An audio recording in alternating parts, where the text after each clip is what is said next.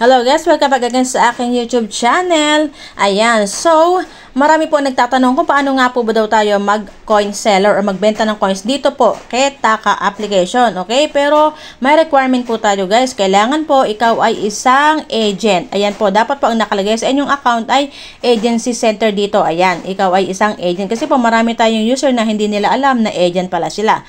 So ganito po yon. Kung ang nakalagay po sa inyong ganito is creator center, kayo po ay isang creator, okay? So, dapat po as agent is mayroon pong ganitong coin seller icon, okay? So, sa mga nakadadaanan ng video na ito, kung wala ka pa naman pong app, ay pwede mo naman pong i-click ang links dyan sa aking description at dire-diretso na po kayo. Pwede po kayo mag-creator or mag-agent or mag-player, okay? Marami po akong links dyan sa ilalim at sama-sama po tayo magkaroon ng earnings dito po sa ating Taka application. So, napakadali lang po ng pag-apply. Okay, as a coin seller, yes po, sa narinig ninyo, kailangan nyo po muna na mag-apply. So, tapusin nyo po ang video para po malaman po natin ang bawat detalye at nang sa ganun po is, kayo po ay maging coin seller na agad-agad after this.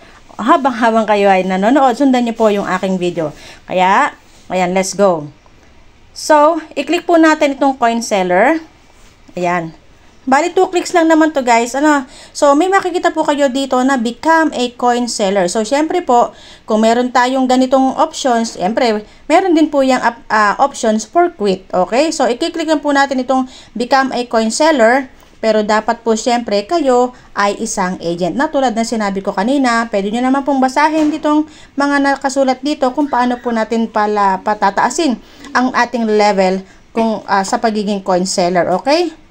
Siyempre po, may rules and requirements po yan. Basahin nyo na lang po yan and then para po kayo mismo sa sarili ninyo is malaman nyo po na mayroon po tayong obligasyon pag po tayo ay nag-coin seller. Okay, so i-click po natin itong become a coin seller and then, siyempre po, meron siyang ayan, may makikita nyo naman, once you have this sufficient funds in your account, you can begin your journey as a coin seller. Siyempre po, i-sure natin yan. Kung sure tayo sa sarili natin na magko-coin seller tayo. Okay? So, ayan po ang requirement. Siyempre, kung ikaw ay isang coin seller, dapat ikaw ay mayroong coins na pangbenta. So, ganito lang po as a coin seller. Okay? Sa mga susunod ko pong video is, ituturo ko po sa inyo kung paano nga po ba magkaroon ng mga coins nang hindi masyadong gumagastos, kung paano mag-recharge, kung paano mag-exchange. Okay? So, focus tayo ngayon kung paano po tayo maging coin seller. So, ito na po yung option. Okay? So, makikita po natin, ikaw na ay isang coin seller. Ayan, dito sa coin seller. And then, ito po yan, finish first start.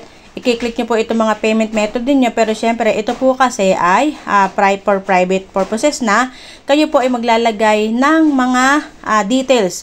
Payment method po ninyo. Okay? GCash, Paymaya, etc. etc. Pero syempre, dapat po kayo ay may mga account sa mga payment method na yan or bank transfer. So, hindi na po natin papakita sa video dahil hindi na po gagana yung ating video recorder sa mga ganyan pong bagay. Okay? So, ganun lang po. Pag po kayo ay coin seller na, ipipinish first nyo po itong payment method na ito at yan naman po ay may instruction, hindi po kayo maliligaw. So, ganun lang po. Pag gusto nyo pong mag-coin seller, mga agents dyan, i-click nyo lang po yung apply a coin seller at kung ayaw nyo na po, ay meron naman po doon na quit. So, ganun lang po kasimple. And then, so guys, pag po kayo ay coin seller na, naka-fill upan nyo na po yung nakita nyo po daan sa aking first sample, is dito na po makikita ang inyong name as a coin seller, legit coin seller na may mga tag. So, i-click lang po ng ating mga kasama or kahit ikaw sa sarili mong account is pwede mong i-click at makita ang pangalan mo kung ikaw po ay legit na coin seller. Dito po sa offline seller, okay? So guys, dito po sa ating offline seller, pwede nyo pong i-click po yung ibang country, pero ang atin pong focus is Philippines dahil tayo ay mga Pilipino. Siyempre, dun tayo mag-recharge sa ating kilala na kapwa Pinoy, okay? Kasi mahirap nang mabudol di ba? So ayan po yung mga Pilipino na nagko-coin seller, okay po? Pwede naman po kayo mag-recharge sa kanila, pwede naman po kayo mag-message sa kanila automatic, pwede rin naman po sa akin. Okay, ayan po yung ating Jocelyn's TV Agency. Ayan, pwede po kayong mag-PM din sa akin kung kayo po ay gustong bumili through GCash, Paymaya, and bank transfer. Pero mostly po ang ginagamit ko po is GCash and Paymaya. So, ayan, ang focus lang po natin is coin selling. Okay po, dito po makikita ang mga pangalan nyo kung kayo po ay legit na coin seller na nag-apply po doon po sa ating application. Okay, click lang po yung coin seller and then mag-fill up lang po kayo ng mga hinahanap nila doon na mga detalye. Okay? Pero syempre po, pag ganyang mga detalye ay dapat ay in private po, okay? Kaya kasi po pera ang pag-uusapan dito, kaya kaunting ingat at mahirap po ang ma-scam, okay po? So ganun lang po ang pagiging coin seller at ihanda nyo na po yung inyong puhunan. Okay, para po kayo ay makapag-coin seller or makapagbenta ng coins po dito sa ating application. At for more info at kung kayo ay ka-agency ko at kayo ay aking creator or aking sub-agent, pwede po kayong mag-PM sa aking account at mayroon naman pong sasagot sa inyo. At pakifollow na rin po yung ating page at mayroon naman po mga admins dyan na sumasalubong. At syempre, nandyan din po ako.